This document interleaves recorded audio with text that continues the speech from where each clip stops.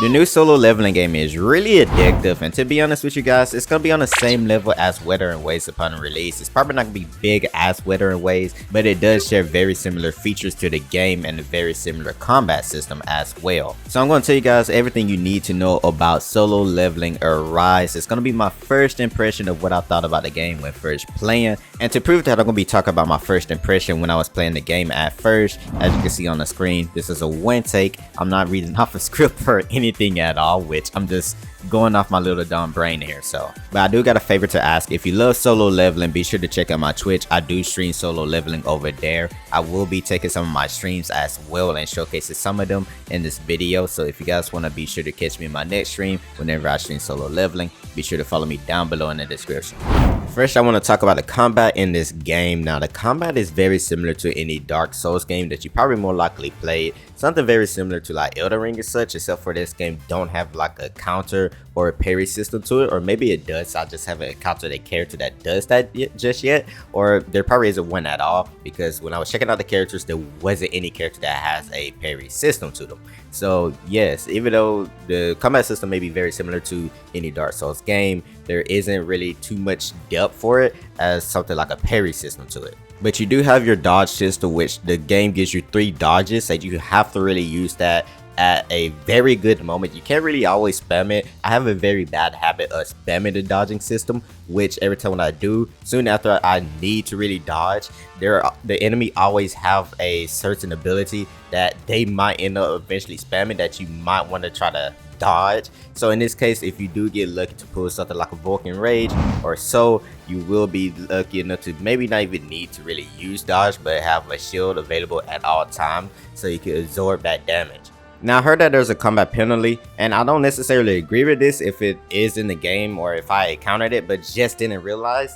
But if it is in the game, you'll pretty much just receive debuffs, and it makes it even more harder to try to tackle on that specific content, meaning you're gonna probably have to wait till like the next day or something, or level up your characters until you're ready, which I kind of hate that aspect of the game.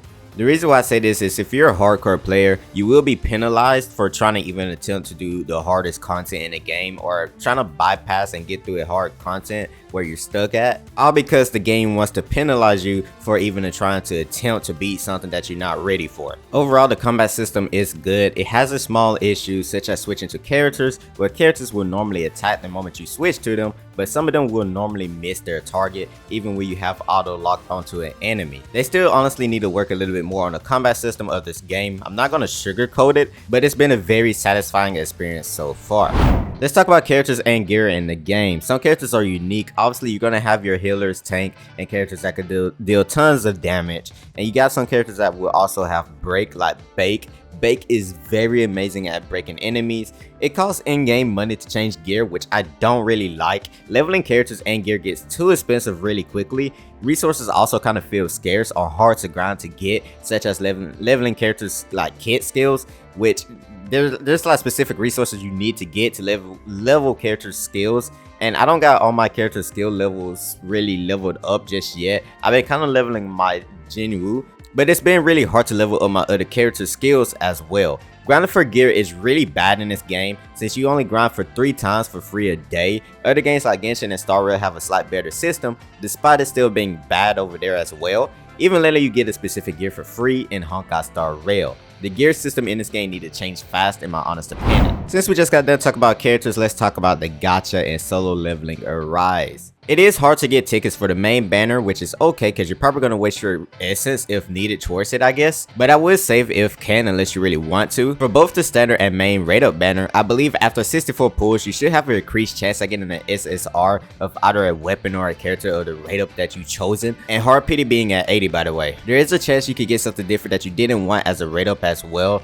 You could do story quests or battle or trials to get tickets for standard, or doing your challenges, which is fairly easy to get tickets to summon on the gacha in game. You can unlock specific weapons from the gacha like the scythe by doing your challenges, and you will eventually get a free SSR from the login, it seems, as well. So this game is very generous, at least when it comes to attaining tickets and maybe even characters and weapons.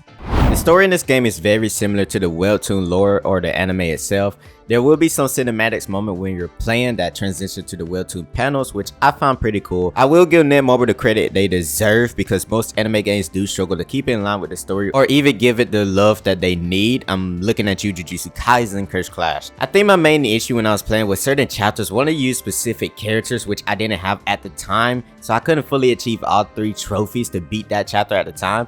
So I hated that they won't give you the characters that you need to beat that specific quest, but most of the time they will give you the character for other side quests to beat it. But just be careful, because if the quest is a set formation where you're forced to use that character, be sure to have them level up decently, because if you have them unlocked but not leveled or built up, you will be forced to use a level 1 character and not any other characters that you want to use specifically. This is as much as I can say about Solo Leveling Arise as of now. This is my first impression and thoughts towards everything about the game. I will come back later in the future or maybe around the release of the game to make a video called Should You Play Solo Leveling Arise. The reason why I can't say much is because I'm level 32 at the time of making this, still a lot behind certain content at the moment and not near endgame it seems.